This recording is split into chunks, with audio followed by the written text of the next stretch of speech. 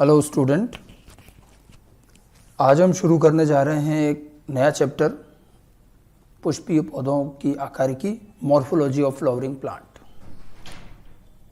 आकारिकी या मॉर्फोलॉजी जीव विज्ञान का एक ऐसा चैप्टर या एक ऐसी शाखा है जिसमें हम जीवों का बाहरी रूप अध्ययन करते हैं। आकारिकी से पहले की जो यूनिट है आपकी, जिसमें आप living word, biological classification, plant kingdom, ये सब पढ़ते हैं, ठीक है। वो एक जनरल क्लासिफिकेशन है कि पौधों में कितने कितने समूह हैं, क्या है। उसके बाद अगली यूनिट में जब हम मॉर्फोलॉजी पर आते हैं तो मॉर्फोलॉजी देखिए पौधों की भी होती है और जंतुओं को भी होती है। मॉर्फोलॉजी का मतलब ये है कि जब हम किसी जीव को बाहर से देखें, अपनी आंखों से जब देख रहे हैं, तो नग्न आंखों से देखने पर हमें उसमें क्या क्या चीज़ें दिखाई दे रही हैं, उसका बाहरी स्वरूप, उसमें क्या क्या भाग हैं, किस प्रकार का वो दिख रहा है, वही सब चीज़ें और उन्हीं का अध्ययन आकारिकी ये कहलाता है, मॉर्फोलॉजी। मॉर्फो वर्ड जो है वो ग्रीक वर्ड है। मॉर्फ का मतलब होता है स्वरूप, तो बाहरी स्वरूप का अध्ययन आकारिकी है। हमारे इस चैप्टर में हम पुष्पीय पौधों की आकारिकी, फ्लावरिंग प्लांट्स यानी कि एंजियोस्पर्म, आवृतबीजी, ठीक है, इनकी हम आकारिकी पढ़ेंगे। पादप जगत में जब हम एंड करते हैं तो लास्ट एंजियोस्पर्म आता है और अब उसके बाद एंजियोस्पर्म की ही हम आगे अध्ययन करते हैं तो आकारिकी आती है। देखिए, जब जीव विज्ञान में पौधों का अध्ययन शुरू हुआ तो सबसे पहली बात है, देखिए जब भी कोई वैज्ञानिक अध्ययन शुरू करता है, चाहे वो जंतु हो चाहे वो पौधा हो, तो सबसे पहले तो वो जो वो दिख रहा है, जैसा वो दिख रहा है वहीं से शुरुआत करेगा। तो आकारिकी यूँ समझिए अध्ययन की शुरुआत है। सबसे पहले पौधों को हम बाहर से जो देख रहे हैं कि उसमें पत्तियाँ दिख रही हैं, जड़ हैं, तना है, पुष्प हैं, ये सब चीज़ें आकारिकी। और जब हमने अलग अलग पौधों में इनमें तुलनात्मक रूप से अध्ययन किया तो हमें पता चला कि पौधों में तो पत्तियों में भी कई स्वरूप हैं, अलग अलग प्रकार की पत्तियां हैं, उनकी व्यवस्था अलग अलग तरह की है। जड़ में भी कई अलग अलग स्वरूप हैं, तने में भी हैं, पुष्प में तो सबसे ज़्यादा विविधता है, पुष्प का समूह, पुष्पक्रम है। मतलब पौधे की आकारिकी भागों में जब हम अलग अलग पौधों में अध्ययन करते हैं तो हमें काफ़ी सारे अंतर दिखाई देते हैं। तो हमारा ये चैप्टर दरअसल सबसे पहले तो हमें ये समझाता है कि भी पौधों की आकारिकी में क्या क्या भाग हैं, उनमें कितने कितने अलग अलग स्वरूप हो सकते हैं, ये सारी चीज़ें।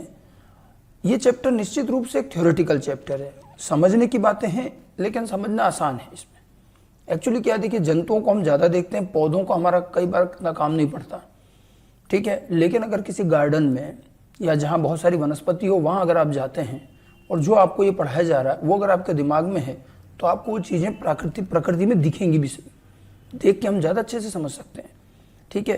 तो इस चैप्टर में हम पहले तो पौधे के विभिन्न भाग और उनमें क्या क्या प्रकार हैं, क्या क्या विविधताएं हैं, ये अध्ययन करेंगे, ठीक है। तो इसमें समझने के साथ साथ समझना आसान है, एक ही बार में आ जाएगा। मुख्य बात है इसमें याद रखना। अब कई तरह की जड़ें हैं, कई तरह के तने, पत्तियों में कई प्रकार हैं, फिर उनके उदाहरण।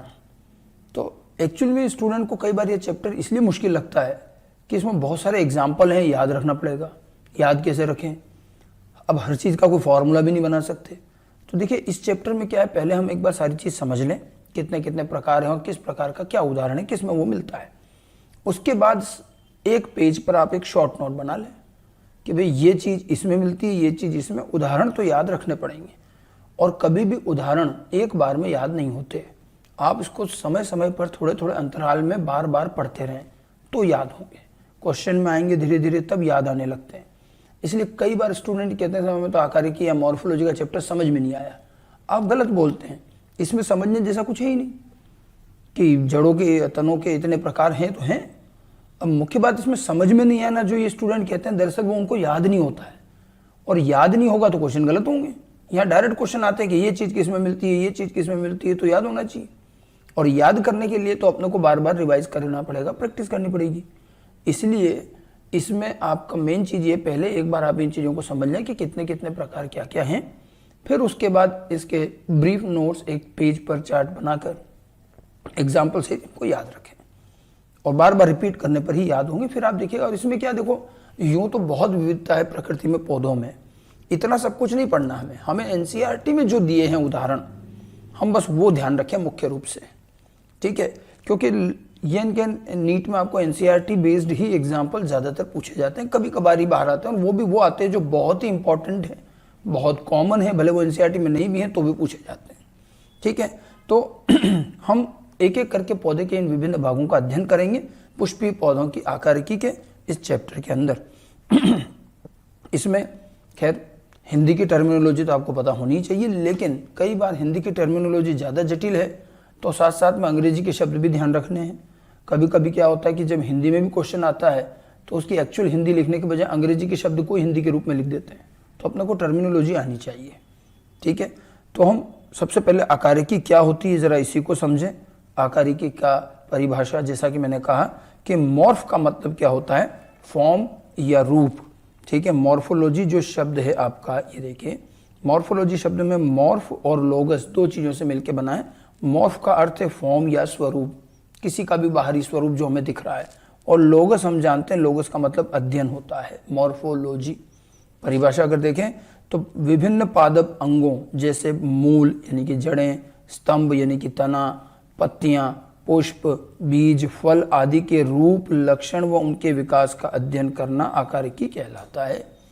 ठीक है, यानी कि पौधे के विभिन्न अंगों, जड़, तना, पत्तियां, पुष्प, पुष्पक्रम, बीज, फल, इन सब का अध्ययन करना, इनके विभिन्न रूप, इनके विभिन्न प्रकार, उनके लक्षण, उनके उदाहरण, ये सब अध्ययन करना ही दरअसल क्या कहलाता है, मॉर्फोलॉजी कहलाता है, आकारिकी कहलाता है।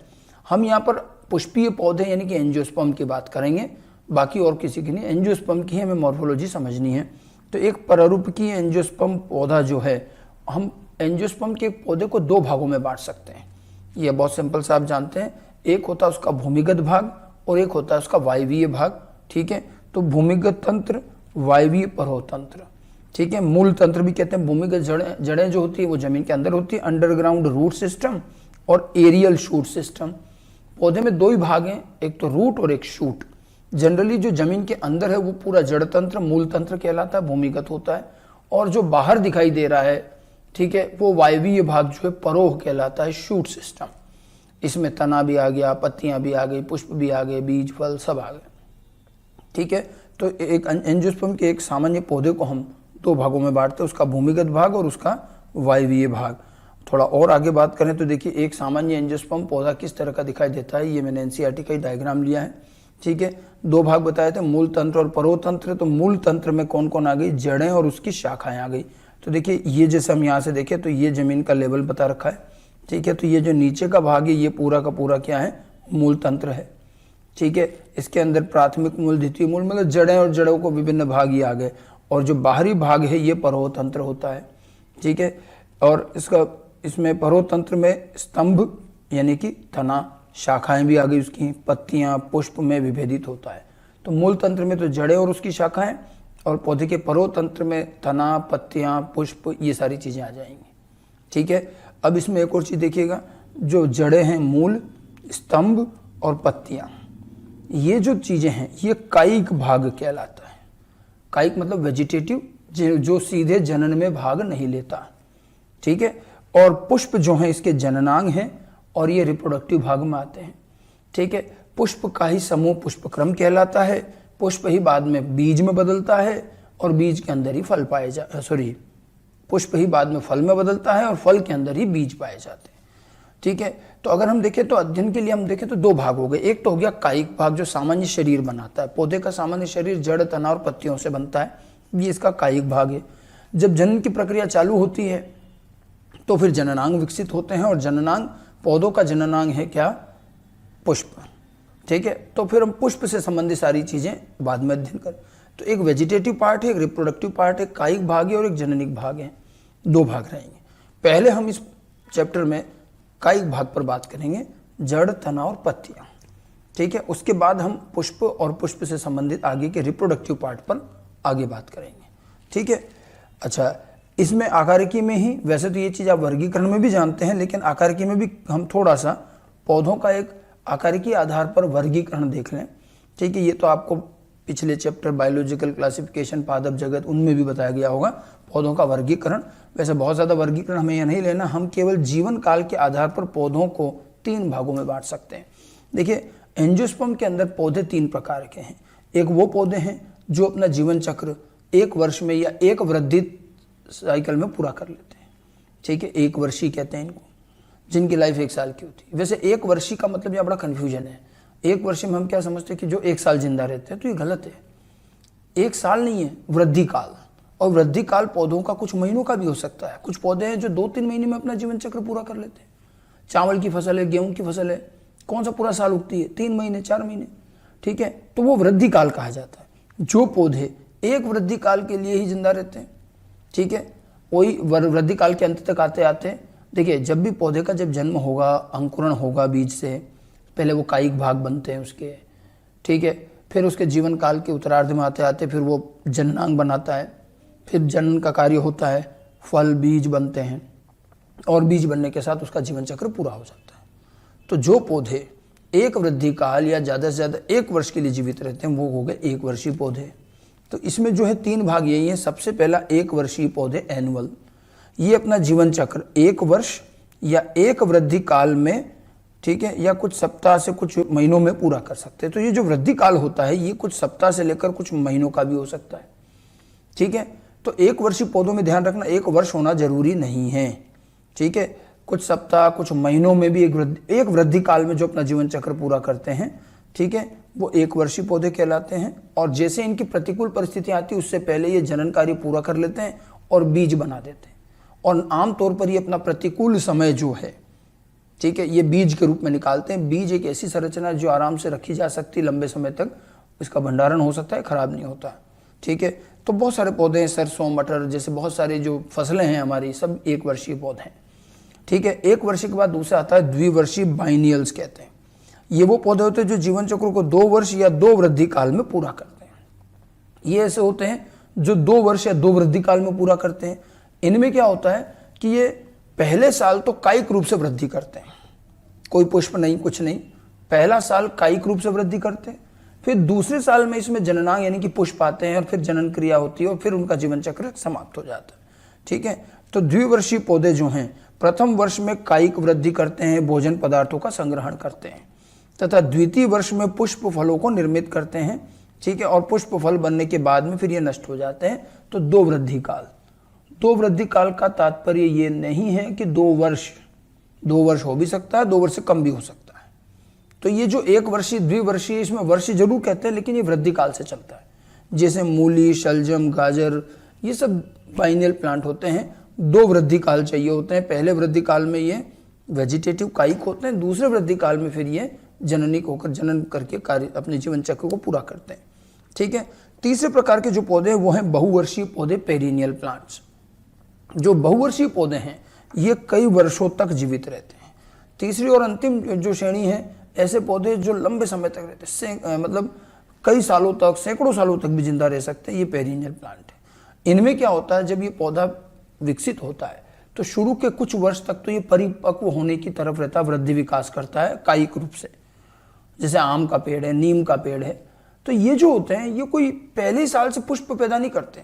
शुरू के कुछ वर्ष तक तो ये केवल कायिक वृद्धि करते हैं, एक परिपक्वता प्राप्त करते हैं, फिर उसके बाद उसमें पुष्प आने लगते हैं। और जब एक बार पुष्प आने लगते हैं तो फिर ये हर वर्ष एक निर्धारित सीजन में पुष्प उत्पन्न करेंगे, फल बनाएंगे, बीज बनाएंगे। अच्छा, फल बीज बनाने के बाद इनकी मृत्यु नहीं हो जाती, फिर अगले साल फिर फल पुष्प बनाएंगे। तो ये प्रति वर्ष फिर पुष्प और फल बनाएंगे, ठीक है। तो प्रत्येक वर्ष पुष्प और फलों को उत्पन्न करते हैं, और उसके बाद भी ये नष्ट नहीं होते, उनका जीवन चक्र लंबे समय तक, कई सालों तक चलता है। जैसे आम, केला, अमरूद, इस तरह के बहुत सारे पौधे हैं। तो एक सामान्य सा वर्गीकरण है, ठीक है। ये जीवन चक्र और जीवन काल के आधार पर है। 1 वृद्धि काल तक रहने वाले 1 वर्षीय, 2 वाले 2 द्विवर्षीय और बहुवर्षीय, एनुअल, बाइनियल, पेरिनियल। ये चीज़ें हम पादप जगह जब पढ़ते हैं वहाँ भी आती हैं। आकारिकी में भी एक्चुअल में जब हम पौधों को देखते हैं तो हमें ये चीज़ नज़र आती है कि 1 वर्षीय पौधे जो हमारी जितनी फसलें हैं, कुछ फसलें द्विवर्षीय हैं, बाकी जो बड़े पेड़ हैं वो ज़्यादातर बहुवर्षीय होते हैं, ठीक है। तो ये तो हमने अभी तक तो पौधों के जनरल बातचीत करी है। अब हम पौधों का पहला भाग लेते हैं और वो लेते हैं रूट, ठीक है। तो आपको पहले स्पष्ट कर दूं कि इस पूरे चैप्टर में हम जो हैं पौधे की, देखिए मैंने आपको बताया था कि पौधे के 2 भाग हो जाएंगे यहाँ पर, ठीक है। एक तो हो जाएगा रूट सिस्टम, इसके अंदर हम पढ़ेंगे जड़े, रूट, समझ गए। सबसे पहले यही लेंगे, उसके बाद में हम यहाँ पर लेते हैं शूट सिस्टम। इस शूट सिस्टम के अंदर क्या क्या आएगा, हम तना पढ़ेंगे, स्टेम, ठीक है, फिर पत्तियां पढ़ेंगे, लीव्स, ठीक है। उसके बाद में इसके अंदर आएंगे पुष्पक्रम, पुष्प का समूह, पुष्पक्रम, फिर पुष्प पढ़ेंगे, फिर उनसे बनेंगे जो फल पढ़ेंगे, उसके बाद में आएंगे बीज, ठीक है। ये सारी चीजें हमें इस चैप्टर में पढ़नी है। तो पौधे में देखा जाए तो 3 कायिक भाग हो गए, जड़, तना और पत्तियां, ठीक है। और उसके अलावा जो है जड़, तना और पत्तियों के अलावा इसके बाद पुष्पक्रम, पुष्प, फल और बीज, ये जो है ये इसके कायिक भाग हो जाएं, सॉरी जननिक भाग हो जाएंगे। तो चैप्टर का हमें सारी चीज क्लियर हो जाए पहले तो कि हमें पढ़ना क्या क्या है इसमें, ठीक है। अच्छा, ये चैप्टर यहीं समाप्त नहीं होगा, पहले तो हम पौधे के विभिन्न भाग पढ़ेंगे, उसके बाद अंत में इन कायिक स्वरूप का उपयोग करके पौधों को कैसे पहचाना जाता है, पौधों का डिस्क्रिप्शन कैसे करते हैं, उनके कैरेक्टर कैसे बताते हैं, पौधों के वर्गीकरण में जो विभिन्न कुल होते हैं, फैमिलीज होती हैं, उनके बारे में भी अध्ययन करेंगे। वो चैप्टर के लास्ट का पार्ट है। तो हम इसका सबसे पहला भाग अभी लेंगे हम रूट, जड़ें, ठीक है। जड़ों की परिभाषा बहुत सिंपल सी है, पादप का वह भाग जो भ्रूण के मूलांकुर से विकसित होता है। अब आप देखिए, वैसे भ्रूण के बारे में ज्यादा डिटेल हम बीज में पढ़ेंगे, जब मैं लास्ट में आपको बीज बताऊंगा तो उसके अंदर हम पढ़ेंगे कि बीज के अंदर भ्रूण होता है। और अभी आप इतना ध्यान रखिए कि पौधे के अंदर जो भ्रूण होता है उसके 2 मुख्य भाग होते हैं, एक होता है मूलांकुर और एक होता है एक तो होता है मूलांकुर जिसको हम कहते हैं रेडिकल, और एक होता है प्लूमुल। मतलब एक वो हिस्सा है जिससे कि परोतंत्र, तना निकलता है, पत्तियां निकलती हैं, और एक वो है जिससे जड़ निकलती है। तो जड़ों की उत्पत्ति की अगर हम बात करें तो ये हमेशा भ्रूण के रेडिकल पार्ट से, रेडिकल को क्या कहते हैं, मूलांकुर, रेडिकल या मूलांकुर से विकसित होता है। अगर अभी किसी को ये नहीं समझ में आ रहा है कि मूलांकुर क्या है तो थोड़ा इंतजार कीजिएगा, जब हम बीज में आपको भ्रूण का स्ट्रक्चर बताऊंगा तो वहां और अच्छे से नजर आएगा, ठीक है। भ्रूण में 2 हिस्से हैं, एक रेडिकल और एक प्लूमुल, ठीक है। तो हम रेडिकल से रूट यानी कि मूलांकुर से मूल उत्पन्न होती है, ठीक है। मूलांकुर देखिए इसके बारे में थोड़ा सा दे रखा है, कोमल संरचना के रूप में बीज चोल से बाहर निकलकर भूमि की ओर बढ़ता है और वृद्धि करके प्राथमिक मूल बनाता है। देखिए बीज के अंदर भ्रूण है, ठीक है, और भ्रूण का मूलांकुर जो होता है बहुत छोटी सी कोमल सी संरचना है जो वृद्धि करती है, और बीज का जो कवर होता है, बीज चोल, उसको भी तोड़ के बाहर आता है और फिर ये जमीन के अंदर चला जाता है और जड़ें बनाता है, प्राथमिक मूल बनाता है, ठीक है। जड़ों के और सामान्य लक्षण अगर हम देखें तो मूल जो है अहरित होती है। अहरित का मतलब है नॉन फोटोसिंथेटिक, जो प्रकाश संश्लेषी नहीं होती है, हरी नहीं होती। जड़ों में कोई हरा रंग नहीं है, जड़ों में प्रकाश संश्लेषण नहीं होता, ये वैसे भी जमीन के अंदर मिलती हैं, ये भूमिगत होती है। ये अब मैं जड़ों के लक्षण बता रहा हूँ आपको कि ये हरित नहीं है, भूमिगत होती हैं। धनात्मक गुरुत्वानुवर्ती मतलब पॉजिटिव जियोट्रॉपिक। धनात्मक गुरुत्वानुवर्ती का मतलब क्या हुआ, जो जमीन की और वृद्धि करे, ठीक है, वो धनात्मक। धनात्मक का मतलब टुवर्ड्स, और जियो का मतलब होता है भूमि। तो जो जमीन की तरफ गुरुत्वाकर्षण बल की तरफ चले तो जड़ें हमेशा पॉजिटिव जियोट्रॉपिक होती हैं, धनात्मक गुरुत्वानुवर्ती, और ये जमीन के अंदर चलती हैं, ठीक है। और ऋणात्मक प्रकाशानुवर्ती मतलब जो प्रकाश से दूर जाती है जमीन की तरफ, तो प्रकाश तो बाहर की तरफ है, इसीलिए ये बाहर वायवी भाग में न होकर भूमिगत भाग में होती है। तो पॉजिटिव जियोट्रॉपिक, नेगेटिव फोटोट्रॉपिक एवं धनात्मक जलानुवर्ती, जल की तरफ वृद्धि करती है। जड़ें हमेशा पानी की तरफ चलती हैं, जमीन में ही होता पानी। तो जड़ें जो है पॉजिटिव जियोट्रॉपिक, पॉजिटिव हाइड्रोट्रॉपिक मतलब गुरुत्वाकर्षण बल की तरफ, जमीन की तरफ और जल की तरफ वृद्धि करती है और प्रकाश से दूर जाती हैं। ये जड़ों का एक सामान्य सा लक्षण है। जड़ों के बाकी के और लक्षणों में अगर हम देखें तो थोड़ा सा और चलें तो जड़ों को में कुछ और विशिष्ट बातें हैं। इनमें कलिकाएं एवं पर्ण नहीं है। परोतंत्र से अगर हम मूल तंत्र को कंपेयर कर रहे हैं तो परोतंत्र के अंदर तो तने के साथ पत्तियां होती है, यहाँ पर पत्तियां नहीं है, कलिकाएं नहीं है। बर्ड्स, कलिकाएं किसको कहते हैं, बर्ड्स को। तो न तो यहाँ कोई कलिकाएं हैं जिससे कि नई शाखा या नई पत्तियां निकलती हों, पुष्प निकलते हों, कुछ नहीं। जड़ों में कभी कलिका नहीं होती, पत्तियां भी नहीं होती। पर्व संधियां अनुपस्थित हैं, ये तने में होती है। तना जो है नोड इंटरनोड में विभाजित होता है, पर्व संधियां होती हैं, ऐसा यहाँ कुछ नहीं है, ठीक है। शाखाओं की उत्पत्ति भी एंडोजीनस मतलब अंदर से होती है। यह परिरंभ तने के अंदर सॉरी जड़ के अंदर जो पेरीसाइकिल होती है, ठीक है। अब ये पेरीसाइकिल के बारे में भी ज़्यादा डिटेल हम जब एनाटॉमी पढ़ते हैं तब आएगा कि जड़ का जब हम अंदर का हिस्सा देखते हैं तो उसका जो संवहन ऊतक होता है जाइलम फ्लोएम, उसके चारों तरफ एक पेरीसाइकिल का एक परिरंभ का एक लेयर होती है। और जड़ों की जब शाखाएं निकलती हैं तो पेरीसाइकिल बहुत अंदर होती है, वहाँ से शाखाओं की उत्पत्ति होती है। तो ये ध्यान रखने वाली बात यह है कि जड़ों की शाखाएं आंतरिक रूप से उत्पन्न होती हैं एंडोजीनस, और कहाँ से? पेरीसाइकिल से। जबकि तने में भी मैं आगे बताऊंगा तुलनात्मक रूप से तने में शाखाएं जो हैं वो बाहर से निकल आती, कलिका से या जो इंटरनोड होते हैं नोड होते हैं वहीं से निकल जाती हैं, अंदर से नहीं, पेरीसाइकिल से नहीं आती, ठीक है।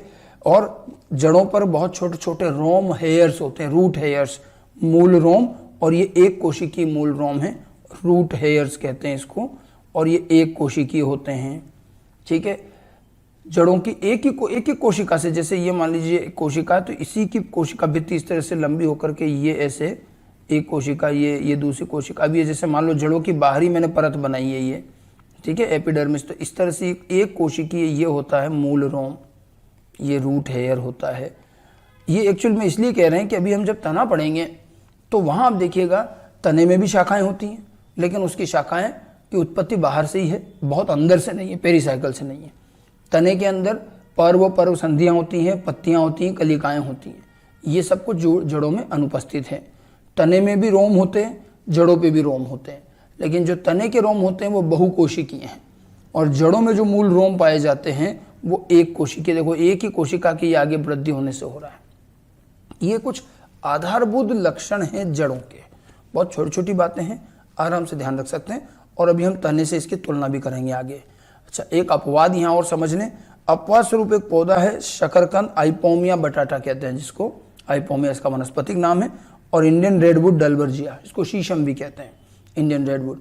इनके अंदर कलिका पाई जाती है। मैंने आपको क्या कहा, जड़ों में कलिकाएं नहीं होती, लेकिन अपवाद स्वरूप कुछ पौधों की जड़ों में कलिकाएं होती हैं और उस कलिका से कायिक प्रवर्धन होता है, नए पौधे निकल आते हैं, ठीक है। ये अपवाद क्या है, एक तो डलबर्जिया जिसको शीशम, इंडियन रेडवुड भी कहते हैं, और शकरकंद, आइपोमिया भी कहते हैं। इनके अंदर जड़ों में कलिकाएं मिलती हैं, बाकी सामान्य तौर पर जड़ों में कलिकाएं नहीं होती, ध्यान रखिएगा। चलिए जड़ों के प्रकार पर आते हैं। हम विभिन्न पौधों में जब जड़ों का प्रकार देखते हैं तो प्रकार दो तरह का होता है, ठीक है। जड़ें दो तरह की हमें नजर आती है। कुछ पौधों के अंदर जड़ें जो हैं बहुत स्पष्ट है, उसमें एक मुख्य जड़ निकलती हैं और फिर उससे आगे जाकर शाखाएं होती जाती हैं। आप जैसे पौधों के अंदर देखोगे, अगर मैं इसको बनाना चाहूँ तो इस तरह से एक जो है मुख्य भाग इसका जड़ों का चलता जाएगा, और फिर इससे ये ऐसे इसकी शाखाएं निकलती आएंगी, फिर और इस तरह से शाखाएं निकलेंगी ऐसे। तो ये जो है, ये जो कहलाती ये है टैप रूट, इसको मूसला जड़ कहते हैं। बिल्कुल एक मूसल की तरह एक मोटा सा बेलनाकार भाग है, फिर इसी से शाखाएं निकलती हैं। टैप रूट मूसला मूल कहा जाता है। यह मूलांकुर से विकसित होती है, और हमेशा यह मूलांकुर यानी रेडिकल से, वही भ्रूण का जो मूलांकुर है वहां से विकसित होती है, और एक मुख्य शाखा और अन्य उप शाखाओं की बनी हुई होती है। और ये ज्यादातर द्विबीजपत्री डाइकोट प्लांट जो होते हैं उनमें, ये द्विबीजपत्री पौधों में ये पाई जाती है, ठीक है। दूसरी होती है अपस्थानिक मूल, एडवेंटिटियस रूट। अब देखिए, जो मूलांकुर से निकलेगी वही ओरिजिनल रूट तो वही होती है जो भ्रूण के मूलांकुर से पैदा और फिर इस तरह से शाखा बने, ठीक है। ये टैप रूट होती है। अपस्थानिक रूट एडवेंटिटियस कहते हैं। जब भी कोई जड़, अच्छा पौधों में ऐसा नहीं कि जड़ से मूलांकुर से बने, कई ऐसे पौधे होते हैं जिसमें बाद में जड़ कहीं और से भी निकल आती। अगर कोई भी जड़ मूल मूलांकुर के अलावा पौधे के किसी भी भाग से निकले तो उसे हम अपस्थानिक मूल कहते हैं। जब मूल मूलांकुर के अतिरिक्त पादों के किसी भी अन्य भाग से विकसित हो तो उसे अपस्थानिक मूल कहेंगे। और ये किसी भी भाग का मतलब तना, पत्तियां, कुछ भी हो सकता है, और इसीलिए ये भूमिगत या वायवीय दोनों हो सकती है। अपस्थानिक मूल कई बार बाहर निकले हुए भी दिखेंगे, अभी मैं बताऊंगा उदाहरण में, और जमीन के अंदर भी हो सकती है, और ये आवश्यकता अनुसार उत्पन्न होती है, ठीक है। तो जड़ दो प्रकार की है, एक तो वो जड़ जो कि मूलांकुर से विकसित हो, और एक वो जड़ जो मूलांकुर के अलावा किसी भी भाग से विकसित हो। मूलांकुर से विकसित होने वाली जड़ कोई ओरिजिनल सही जड़ तो वही कहलाती है, मूसला मूल कहते हैं उसको, टैप रूट कहते हैं, और उसमें शाखाएं होती जाती हैं। आप देखो बड़े बड़े वृक्षों में, द्विबीजपत्रियों में यही मिलती है। लेकिन कई बार हम देखते हैं कि कुछ अतिरिक्त जड़ें और बनती हैं पौधे के किसी भी भाग से, मूलांकुर के अतिरिक्त अगर कहीं से भी बन रही है तो वो फिर अपस्थानिक मूल होती है, और वो आवश्यकता अनुसार बनती है। इनकी अलग अलग आवश्यकता है। कभी भोजन संग्रहण के लिए बन जाती है, कभी सहारे के लिए बन जाती हैं, और भी काम है, वो अभी सब आपके आगे भी आएंगे। तो अभी आपको क्या ध्यान रखना है कि जो मूलांकुर से विकसित हो वो टैप रूट, मूलांकुर के अलावा कहीं से भी विकसित हो तो वो एडवेंटिशियस रूट कहलाती है। ठीक है, उत्पत्ति के आधार पर जड़ों के ये दो प्रकार हो गए। इसी के साथ साथ जड़ तंत्र की बात करते हैं। अब जड़ और जड़ तंत्र में अंतर क्या है? जड़ तो जो एक एक्चुअल जो ओरिजिनल एक रूट जो निकली उसको जड़ कहेंगे। जब उसकी शाखाएं हो जाती हैं तो जड़ और उसकी शाखाओं को मिलाकर पूरा जड़ तंत्र कहा जाता है। मूल एवं उसकी शाखाओं को संयुक्त रूप से हम क्या कहेंगे? मूल तंत्र। अब हमें पौधों में मूल तंत्र दो प्रकार का दिखता है। आप देखिए, कई बार किसी पौधे को आप उखाड़िए तो आप देखेंगे एक अच्छी खासी जड़ जा रही है बड़ी, और फिर उसकी शाखाएं भी हैं, बड़े क्लियर दिख रही है, जैसे वो टैप रूट बनाई थी ना वैसी। ठीक है, लेकिन कई बार हम देखते हैं जैसे घास उखाड़ो या जो छोटे छोटे पौधे हैं उनको उखाड़ो तो उनमें आपको इस तरह का नहीं दिखेगा कि एक बड़ी जड़ है और फिर उसकी शाखाएं। आप जब उसको उखाड़ोगे तो बिल्कुल रोम जैसी बहुत सारे रेशेदार फाइबरस है। तो जड़ों में हमें दो स्वरूप दिखाई देते हैं। रूट तंत्र, रूट सिस्टम दो प्रकार का है। एक तो होता है मुसला मूल तंत्र, टैप रूट सिस्टम, जिसमें टैप रूट ही होती है, बस उसी का सिस्टम पाया जाता है। टैप रूट सिस्टम प्राथमिक मूल होती है और इसकी शाखाएं मुसला मूल तंत्र बनाती है। वो द्विबीजपत्री में, ये जो आपको अभी मैंने बताया था ये टैप रूट सिस्टम ही है। ये वाला ये जो बना रखा है ये वही है टैप रूट सिस्टम। ठीक है, लेकिन इसके अलावा एक होता है रेशेदार मूल तंत्र, fibrous root system. Fibre root system एक बीजपत्री पौधों में मिलती है, मोनोकोट के अंदर। ये किसमें मिलेंगे? मोनोकोट में, एक बीजपत्रियों में। इसमें क्या होता है कि जो मुसला मूल होती है, जो मूलांकुर से निकलती है, तो मूलांकुर से निकलने वाली जड़ तो छोटी सी रहती है इसमें ऐसे, फिर उसके बाद इससे बहुत सारी छोटी छोटी ये रेशेदार जड़ों का झुंड निकल आता है ऐसे। तो जब आप उसको उखाड़ोगे तो आपको ये पतली पतली बहुत सारी जड़ें निकलेंगी। ठीक है, ये जो होती हैं ये फाइबरस, फाइबर जैसी हैं, फाइबरस रूट सिस्टम कहते हैं इसको। ठीक है, और ये वृद्धि रुक जाती है और अन्य स्थानों से जड़ निकलने लगती है जो रेशेदार शाखित व अशाखित होती हैं और ये रेशेदार तंत्र का निर्माण करती हैं। इस प्रकार की चीज़ें मोनोकोट में ज़्यादा मिलती हैं। मोनोकोट में फाइबरस रूट होती हैं और डाइकोट में ज़्यादातर टेप रूट मिलती हैं। ठीक है, और अपस्थानिक रूट उत्पत्ति के आधार पर कह रहे हैं कि मूलांकुर के अलावा कहीं से भी निकले तो वो अपस्थानिक। अच्छा, अब इस फाइबरस रूट में भी आप देखिए, जब तक ये टैप रूट की शाखाएं जब तक तो ठीक है, लेकिन अगर ये किसी और भाग से निकल रही है तो फिर ये अपस्थानिक भी हो जाएंगी। मूलांकुर से न निकल के कहीं और से निकले तो वो अपस्थानिक, वो तो उत्पत्ति हो गई। अब अगर वो पतले पतले तंतुओं के रूप में हो तो वो फाइबरस भी हो जाएंगी। ठीक है, तो घास में और छोटे छोटे जो शाख होती हैं उनमें आपको अक्सर मोनोकोट जो पौधे हैं उनमें आपको फाइबरस रूट मिलेगी, और जो बड़े पेड़ होते हैं उनमें अक्सर हमें टैप रूट सिस्टम मिलता है द्विबीजपत्रियों में। तो ये तो जड़ों के प्रकार और रूट सिस्टम। ठीक है, आप देखो ये मैंने एनसीईआरटी का ही डायग्राम लिया है। देखिए ये मुसला मूल है, टैप रूट है, जिसमें आप देखो एक मुख्य रूट चल रही है और फिर पतली पतली शाखाएं निकल रही हैं। और देखो ये रेशेदार है, इसके अंदर देखो ये झुंड दिख रहा है पूरा इस तरह का, ऐसे ये पूरा का पूरा झुंड दिख रहा है और अपस्थानिक मूल दिखा रखी है। अब आप ध्यान से देखो, ये यहाँ देखो इसमें, ठीक है, इसमें देखो छोटी छोटी छोटी छोटी जड़ें निकल रही, तने से निकल रही है, ये तने से निकल रही। ठीक है, ये अपस्थानिक मूल है। एनसीईआरटी का डायग्राम, आप एनसीईआरटी में भी इसको देख सकते हैं। तीनों प्रकार की जड़ दे रखी, मुसला जड़ यानी कि टैप रूट सिस्टम, रेशेदार फाइबरस, और फिर उसके अलावा अपस्थानिक उत्पत्ति के आधार पर। चलिए अब थोड़ा सा हम जड़ की संरचना देखें। जब हम जड़ को उखाड़ते हैं तो हमें जड़ के कुछ भाग आकारी के रूप में दिखाई दे जाते हैं। तो रीजन ऑफ रूट्स, मूल यानी कि जड़ों के विभिन्न क्षेत्र। हम पूरी जड़ में देखें तो 4 हिस्से हमें मिलते हैं। ठीक है, हमें जड़ों के 4 हिस्से मिलते हैं, 4 भिन्न क्षेत्र पाए जाते हैं। सबसे पहले मूल गोप रूट कैप पाया जाता है। जैसे अगर मैं यहाँ बनाने की कोशिश करूँ तो ये इस तरह से मान लीजिए ये जड़ है। ठीक है, अब इसमें क्या होता है, सबसे पहले तो एक यहाँ पर रूट कैप पाया जाता है। इसको अगर अपन बनाए तो ये इस तरह से ये आगे बनेगा यूं। ये मूल गोप या रूट कैप सबसे आगे का टिप होता है। ठीक है, ये दिख रहा होगा आप सबको, ये हम रूट कैप बनाते हैं। इसके बाद में जो दूसरा भाग होता है इसका,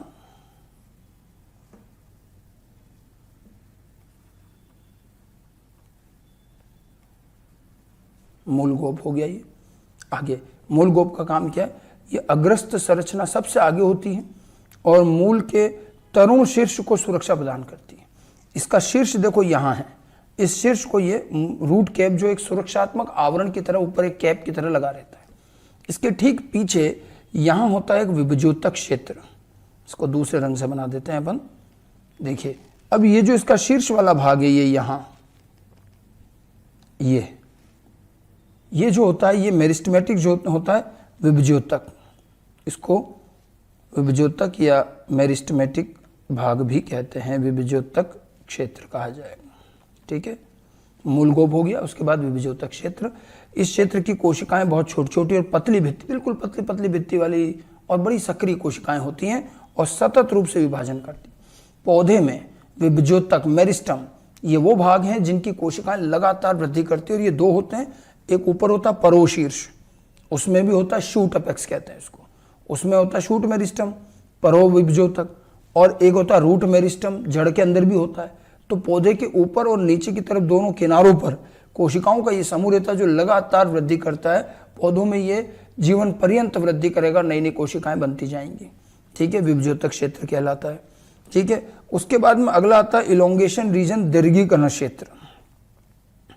ठीक है, इलोंगेशन रीजन जो होता है ये विभाजनशील क्षेत्र का समीपस्थ भाग है और इसमें तीव्र कोशिका दीर्घीकरण होता है। इसमें कोशिका विभाजन नहीं है, विभाजन तो किसमें हो गया, विभज्योतक में।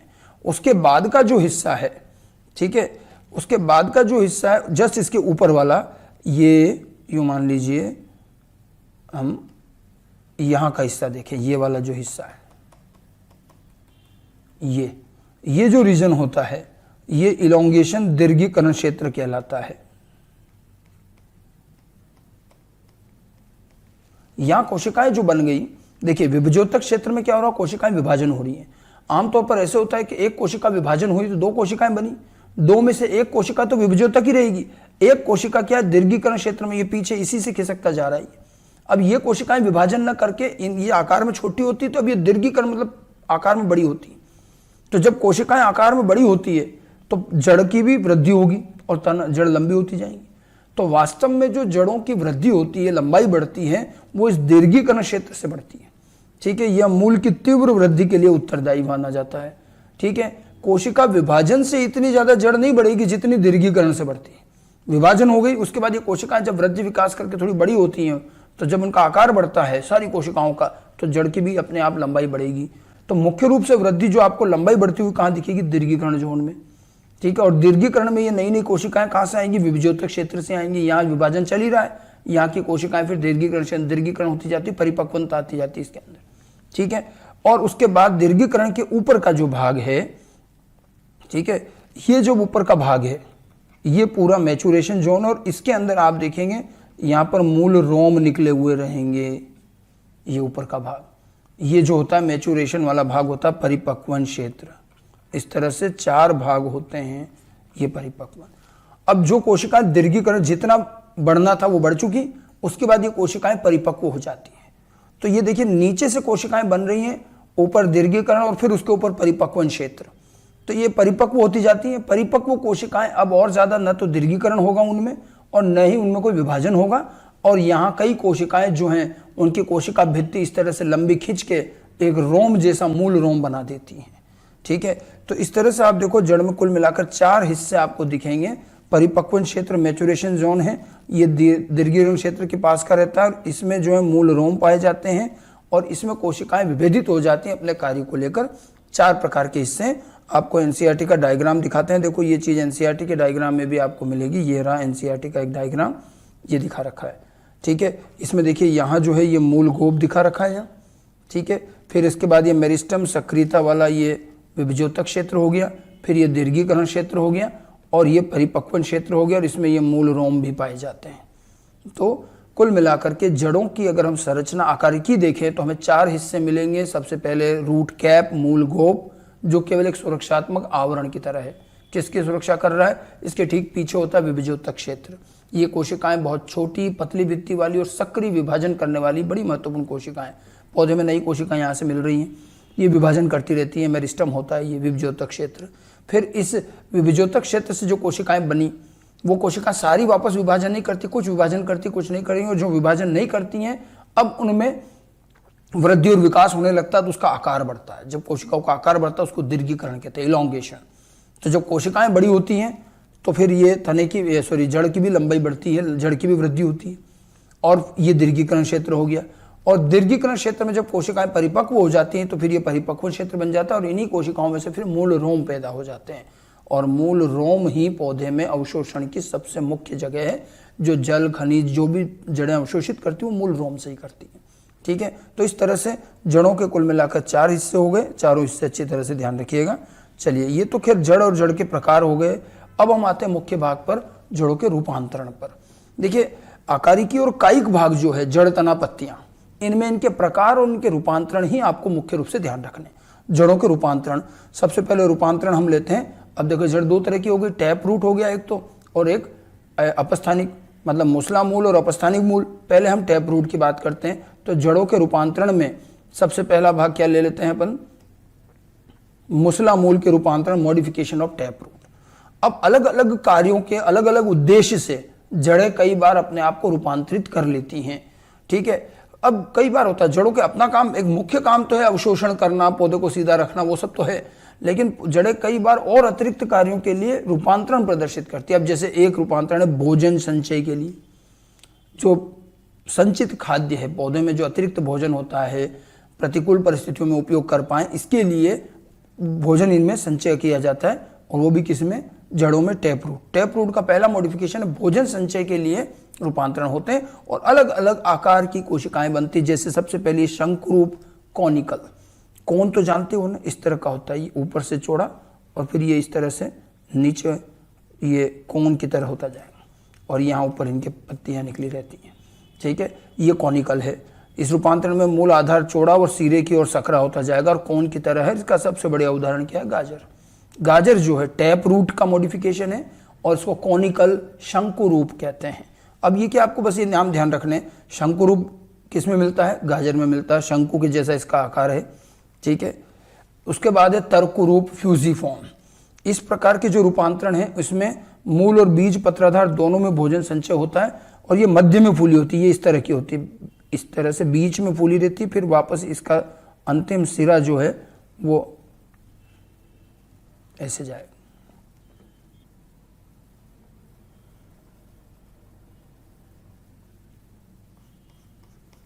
ये ऐसा होता है। ठीक है, तो इसमें क्या मध्य में फूली हुई है, शीर्ष और आधार की तरफ ये पतली होती जाती है। और इसका सबसे बढ़िया उदाहरण क्या हो गया? मूली।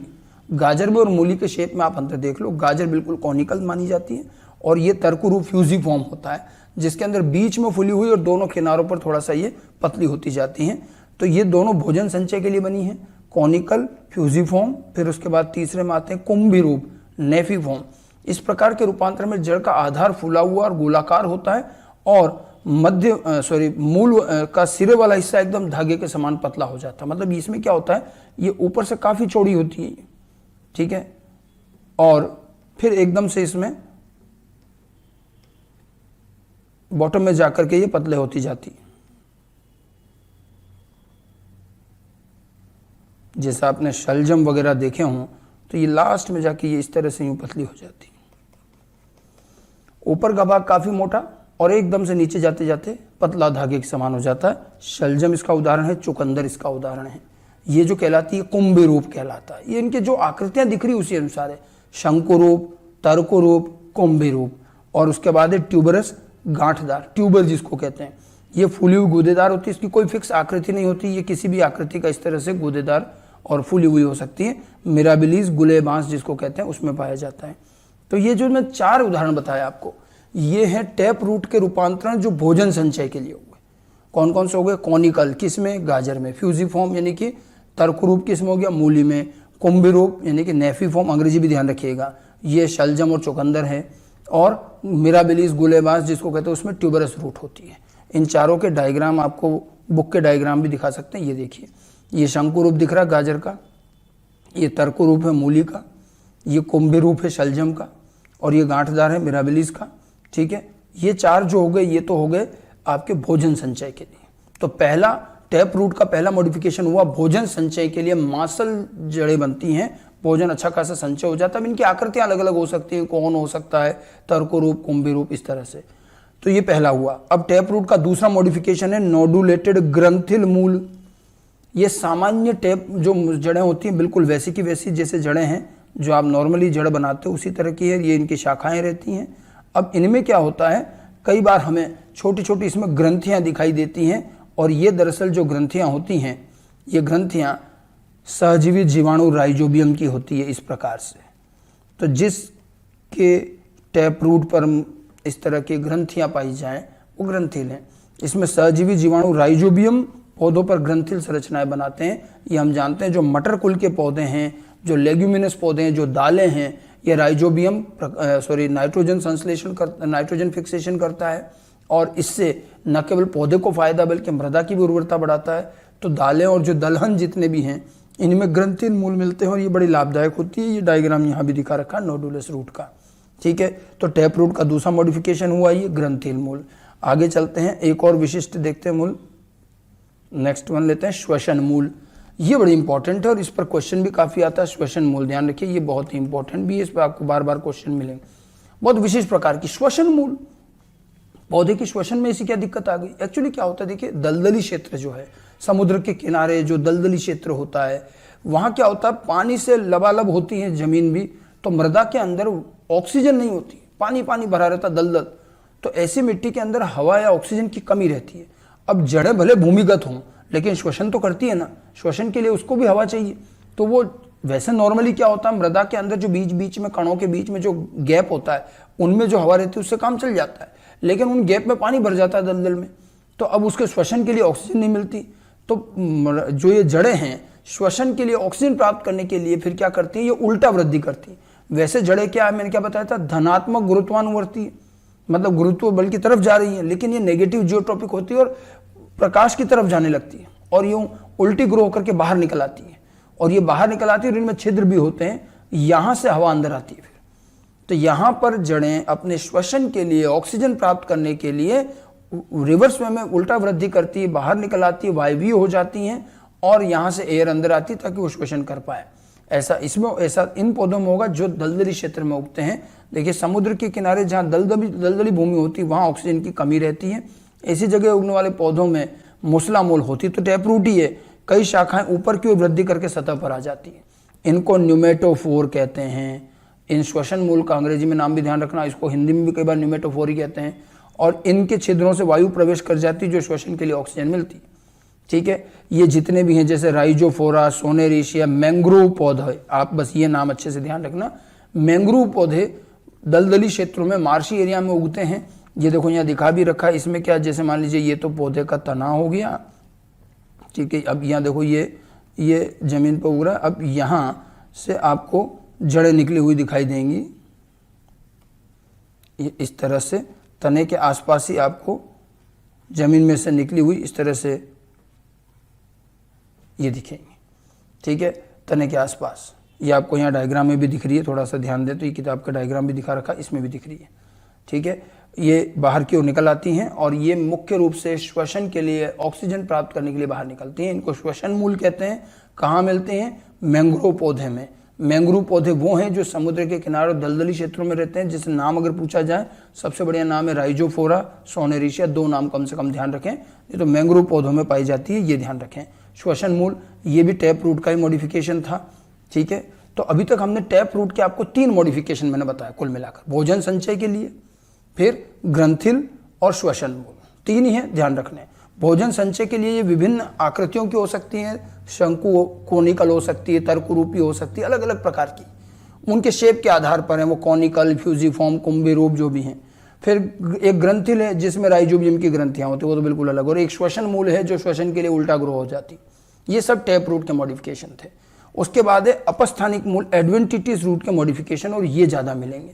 मैंने आपको पहले कहा है अपस्थानिक मूल आवश्यकता अनुसार बनती है, जहां कई बार पौधों को कुछ अतिरिक्त आवश्यकता होती है तो ये अतिरिक्त जड़ें बनती है जो मूलांकुर से नहीं निकलती, कहीं से भी आ सकती, भूमिगत, वायवीय, कहीं भी हो सकती है, और अलग अलग कामों के लिए हैं। अब देखिए सबसे पहले, अब ये भी भोजन संग्रहण के लिए, तो भोजन संग्रहण के लिए टैप रूट में भी मॉडिफिकेशन है और भोजन संग्रहण के लिए अपस्थानिक मूल में भी, और यहाँ भी अलग अलग आकार हैं।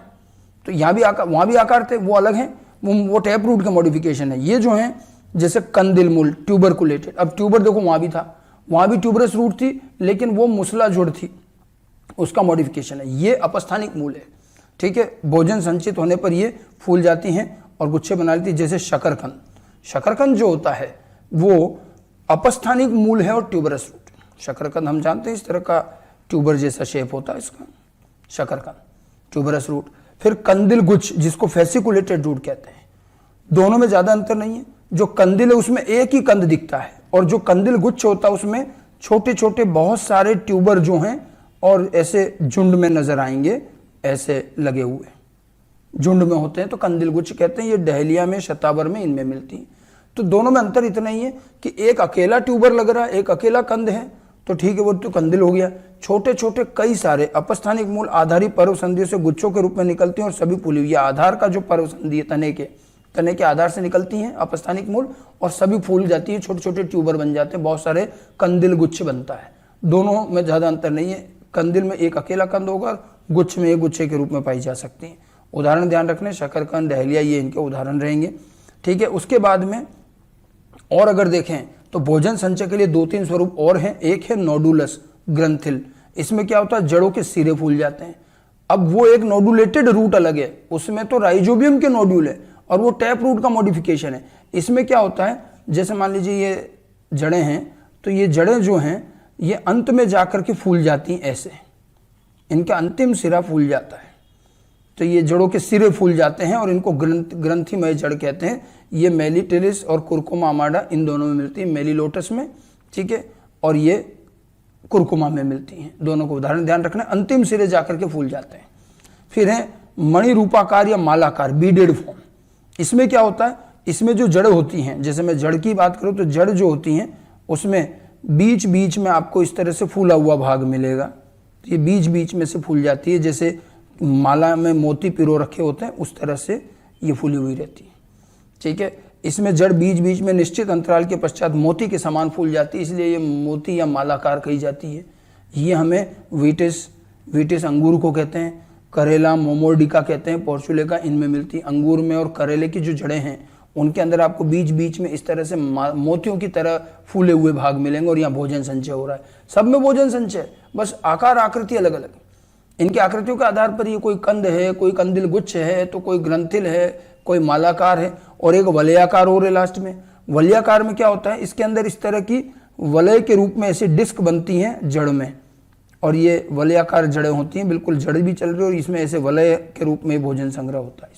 वलयाकार, वलय के समान फूली हुई संरचना, जैसे साइकोर्टिया में ये मिलते हैं। ठीक है, तो ये जितने भी थे ये भोजन संचय के लिए बनाई गई अलग अलग प्रकार की जड़ें हैं, और इनके आप देख लीजिए थोड़ा सा शेप, आपको किताब का डायग्राम भी दिख रहा है। ये कंदिल मूल है और ये कंदिल गुच्छे, देखो बहुत सारे छोटे छोटे गुच्छे दिख रहे हैं, और ये एक अकेला कंद है। फिर ये मालाकार है जिसके अंदर देखो बीच बीच में ये इस तरह से फूला हुआ भाग दिख रहा है, ये ऐसे। ठीक है, बाकी ग्रंथिल है, इसमें सही ढंग से दिख नहीं रहा, इनके अंतिम सिरे फूले हुए ग्रंथिल है। और ये वलयाकार में आप देखो ये वलय दिख रही इस तरह की, ये वलयाकार होगी। ठीक है, तो अपस्थानिक मूल का भी पहला रूपांतरण क्या हुआ, पहला रूपांतरण भोजन संचय के लिए हुआ। टैप रूट में भी पहला रूपांतरण भोजन संचय के लिए था। टैप रूट में भोजन संचय के लिए जो बनती है वो बनती है शंकु रूप, तर्कु रूप, कुंभी रूप और ट्यूबरकुलेटेड।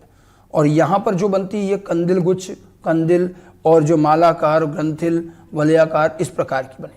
जब भोजन संचय के लिए जब भी रूपांतरण होगा तो जड़ें फूल जाती हैं, भोजन संचय होगा तो फूल जाएंगी। अब फूल करके आकार कैसा बनेगा उसके आधार पर अलग अलग नाम हो जाते हैं, और एक एक दो दो इनके उदाहरण ध्यान रखिएगा किसमें कौन सी जड़ पाई जाती है। अब उसके बाद आगे चलते हैं दूसरा और अगला जो रूपांतरण है अपस्थानिक मूल का, वो है जटामूल, स्टिल्ट रूट, ब्रेस रूट। जटा क्यों कहा, जैसे ऋषि मुनियों की जटाएं होती हैं, बड़े बड़े बाल। आप देखिएगा ये चीज आपको मक्का के पौधे में, गन्ने में बहुत अच्छे से नजर आए। गन्ने का भी निचला हिस्सा अगर आप देखें, मक्का का भी निचला हिस्सा देखें, तो इनमें क्लियर ऐसी पर्व संधियां मिलती हैं, ये तना। ठीक है, अब यहां से क्या होता है कि इनमें जड़ें निकलती हैं। आप देखो निचले कुछ पर्व संधियों से ऐसे बिल्कुल कड़क सी जड़ें निकलती हैं और ये जमीन में चली जाती हैं। इससे क्या होता है, तने को खड़ा रहने में मदद मिलती है, तो ये इसको क्या सपोर्ट देती है। नीचे के 1-2 पर्व संधियों से ये निकलती हैं, निचली पर्व संधियों से जड़ें निकलती हैं और भूमि की ओर बढ़कर तिर्यक वृद्धि करती है और भूमि में प्रवेश कर जाती है। इन्हें जटा की तरह निकली हुई है, और ये बहुत अच्छे से दिखेगी। मक्का में भी दिख जाती हैं, गन्ने में भी दिखेंगी। गन्ना तो कई बार हम देखते हैं, गन्ने के जूस वाले को उसका निचला हिस्सा देखना, वहाँ ऐसी कड़क कड़क ऐसे नीचे की ओर झुकी हुई जड़ें दिखेंगी, और वो तने के हिस्से से निकल रही है, तने के पर्व संधियों से निकल रही है, अपस्थानिक मूल मूलांकुर से नहीं निकली।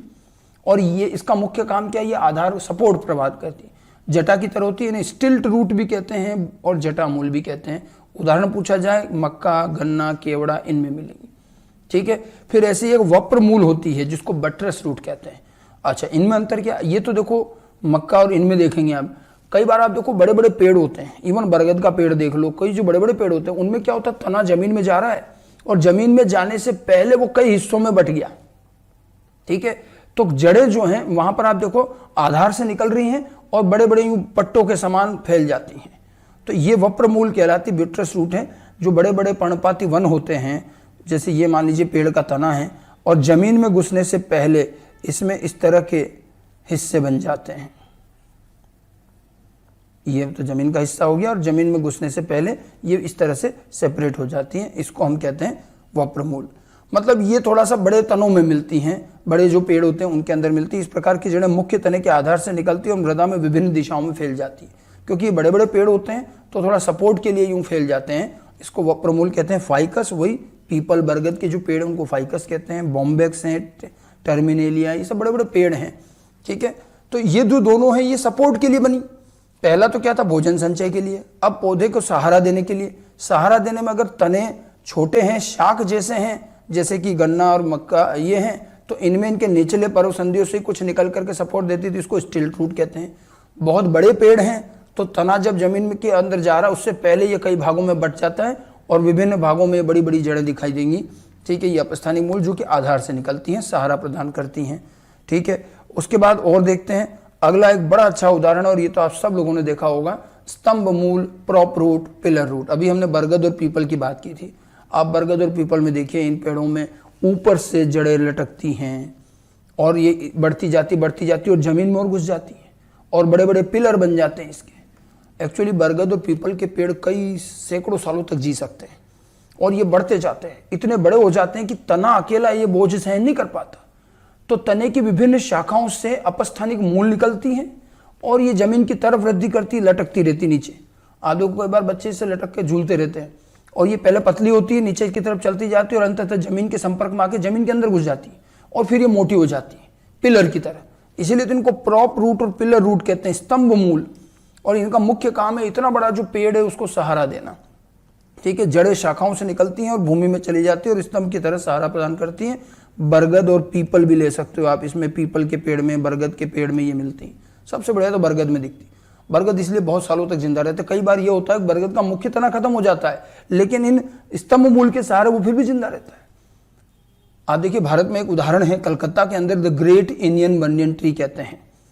ठीक है, और ये करीब 200-300 साल पुराना है और इसका जो मुख्य तना वो तो खत्म हो चुका है, लेकिन इतनी सारी इसमें ये स्तंभ मूल है कि आज तक भी जिंदा है।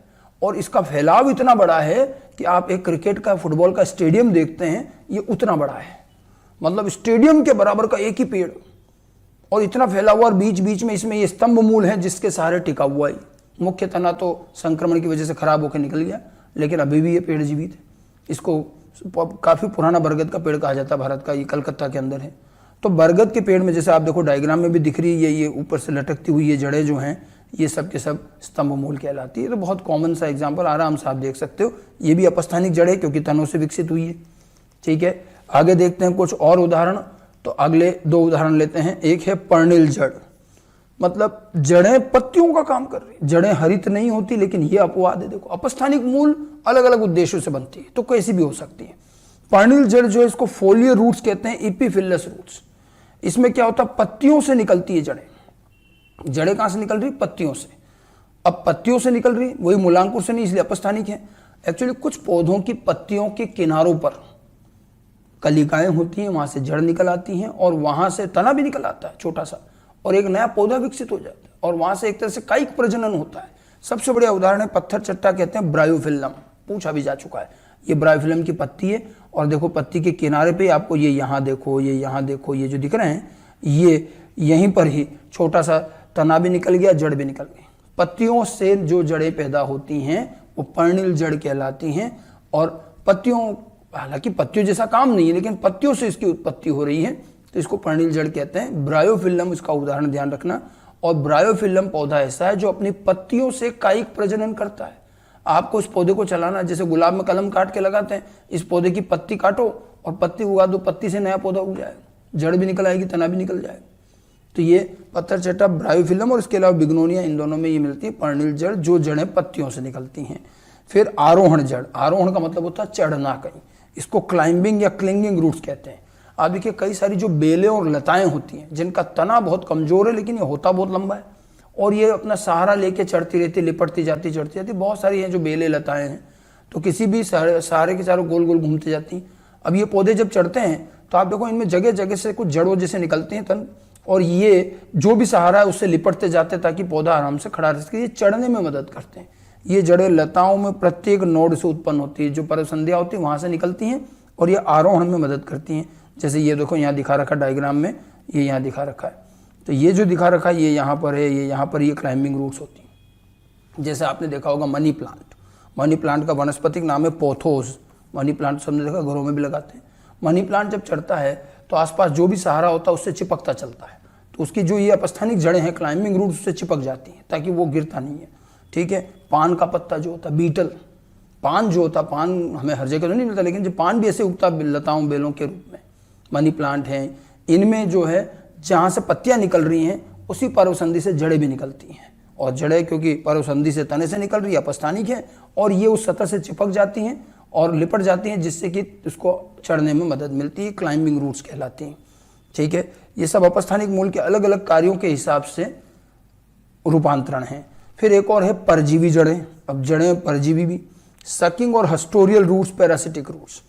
अब आपको पहले तो ये पता होना चाहिए कि कुछ पौधे परजीवी भी होते हैं। परजीवी पौधे स्वयं प्रकाश संश्लेषण नहीं करते, बल्कि ये हरे रंग के भी नहीं होते, और ये आसपास दूसरे पौधों पर निर्भर करते हैं। जैसे आपने कवक पढ़ा होगा, तो कवक क्या करता है, कवक भी परजीवी। कवक क्या करता है, कवक मूल हस्टोरिया बनाता है, चूसकांग जिसको कहते हैं, और ये जो परपोषी होता है उसके अंदर घुसा देता है और वहां से अवशोषण प्राप्त करता है। तो कुछ ऐसे परजीवी पौधे हैं जो चूसकांग बनाते हैं, इनको परजीवी जड़ें भी कहते हैं। हस्टोरिया मतलब चूसकांग। ठीक है, ये जड़ें जो है ये परपोषी पौधे के अंदर चली जाती हैं और उनकी कोशिकाओं से भोजन अवशोषण करके लाती हैं। अमरबेल इसका सबसे बढ़िया उदाहरण है। आप देखो कई बार बड़े बड़े पौधों में, पेड़ों पर पीले पीले कलर का धागा, और कई बार ये इतना फैला होता है कि पूरा पौधा उससे ढका रहता है। आप लोगों को लगता है जैसे किसने ये धागा डाल दिया, बिल्कुल धागे जैसा चलता है, ये पीले रंग का, ये अमरबेल होती है और ये मरती नहीं है। एक पेड़ से दूसरे पेड़ से, और इसलिए अमरबेल कह रहे हैं कि ये मरती नहीं। और ये क्या करती है, जिन पेड़ों पे होती है उन्हीं से लिपटती रहती है, और इसमें कुछ ऐसी जड़ें, ऐसे चूसकांग निकलते हैं जो उस पेड़ के तने में घुस जाते हैं और वहां से अवशोषण मिलता है। ये खुद कोई प्रकाश संश्लेषण नहीं करती। ऐसे एक विस्कम और है, ये भी परजीवी पौधा है। तो परजीवी पौधे परपोषी अपने होस्ट से अवशोषण प्राप्त, भोजन अवशोषण के लिए चूसकांग या परजीवी जड़ें बनाते हैं। यहाँ पर जड़ें जो हैं भोजन अवशोषण का काम कर रही हैं, इनको परजीवी जड़ें कहा जाता है, पैरासिटिक रूट्स। ठीक है, फिर स्वांगीकारी, एसिमिलेटरी रूट्स। स्वांगीकरण का मतलब होता है प्रकाश संश्लेषण, भोजन बनाना, ये और उल्टा है। यहाँ पर जो है जड़ों के अंदर हरा रंग यानी कि हरित लवक पाया जाता है और जड़ें प्रकाश संश्लेषण करती हैं। टीनोस्पोरा और ट्रापा, सिंगाड़ा जिसको हम कहते हैं, इनमें पादप मूल में हरित लवक पाया जाता है जिससे प्रकाश संश्लेषण द्वारा भोजन निर्माण होता है। ये और स्पेशल है। तो ये अपवाद भी हैं, जड़ों में हम कहते हैं भाई हरित रंग नहीं है लेकिन यहाँ हरित लवक है। और ये जड़ें जो हैं ये पानी की सतह पर रहती हैं और ये प्रकाश संश्लेषण, ये पानी जलीय पौधे हैं, टीनोस्पोरा है, ट्रापा, सिंगाड़ा तो सभी जानती हैं। उनमें कुछ जड़ों में हरित लवक विकसित हो जाता है क्योंकि वहाँ पत्तियां कम हो जाती हैं, तो फिर वो जड़ों के प्रकाश संश्लेषण से भोजन बना लेते हैं। तो ये जो है स्वांगीकारी मूल जो है प्रकाश संश्लेषी जड़ें होती हैं और प्रकाश संश्लेषण का कार्य करती हैं। एक दो नाम और देखिए, आर्द्रताग्राही हाइग्रोस्कोपिक रूट्स, ये एक और बड़ी चीज है। ये होती है अधिपादपों में। अधिपादप किसको कहते हैं, ऐसे छोटे छोटे पौधे जो किसी बड़े पौधे पर उगते हैं लेकिन परजीवी नहीं होते। जैसे ये मान लीजिए बड़ा पौधा और ये इसकी शाखा है, ठीक है। अब यहां पर आपको एक छोटा सा पौधा और उगता हुआ दिख जाएगा। कई बार आपको ऐसे नमी वाली जगहों में छोटे छोटे पौधे बड़े पौधों की शाखाओं पर उगते हुए दिखेंगे और इनकी जो जड़ें होती हैं ये हवा में लटकी रहती है। ये इस तरह से हवा में लटकी हुई जड़ें होती हैं, ये जड़ें होती हैं, ठीक है।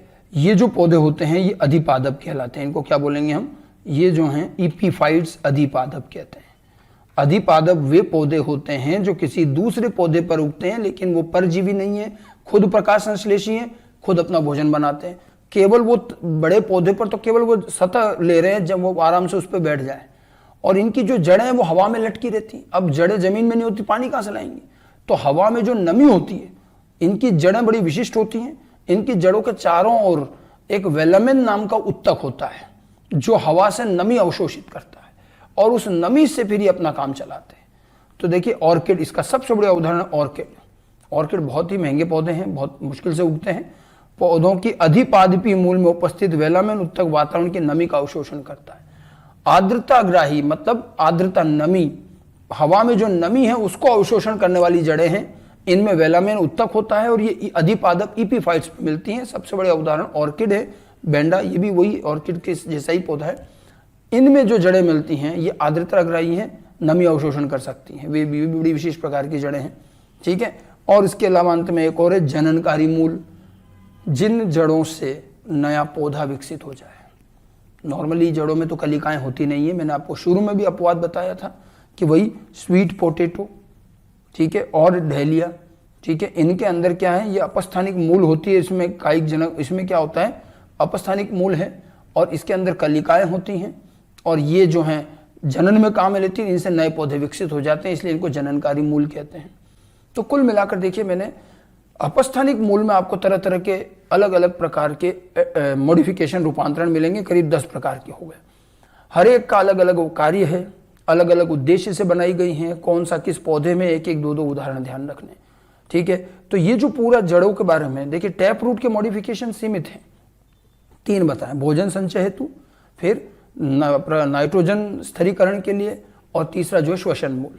इसके अलावा सारे अपस्थानिक मूल के ही रूपांतरण हैं, और 10 प्रकार बता रखे। अब इनकी बाकायदा लिस्ट बनाकर कौन सी जड़ किस में मिलती है और क्या खास बात होती है, बस एक लिस्ट के फॉर्म में, और उदाहरण तो आपको याद रखने पड़ेंगे भी, एक बार में नहीं 2-3 बार में जब आप पढ़ोगे तो याद होंगे।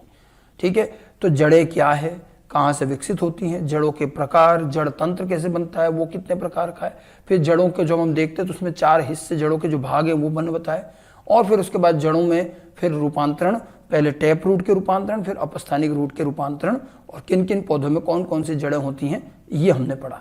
अंत में जड़ों के कार्यों पर आते हैं। तो कार्य तो खैर हम सभी जानते ही हैं कि कार्य क्या, स्थिरीकरण मुख्य कार्य, पौधे को सीधा खड़ा रखना। जमीन में गड़ा रहती हैं तो पौधा बिल्कुल सीधा खड़ा रहता है। जल और लवणों का अवशोषण, जल और खनिज लवण का अवशोषण, ये दूसरा मुख्य कार्य है। 2 तो खैर मेन कार्य जड़ों के ही हैं। अब कुछ विशिष्ट कार्य, ये तो जो है ये इनके मुख्य कार्य मान सकते हो, जो लगभग सारी जड़ें इसी उद्देश्य से बनती हैं। अब भोजन संग्रहण करना, कभी कभी जड़ें भोजन संग्रह भी करती हैं। जल संवहन, वो तो खैर ऊपर भी आई है, संवहन भी करती हैं। प्रकाश संश्लेषण, श्वसन, ये जो हैं ये इनके विशिष्ट कार्यों में लिए जा सकते हैं। जो ये विशिष्ट कार्य जो हैं ये रूपांतरण करने के बाद बनती हैं।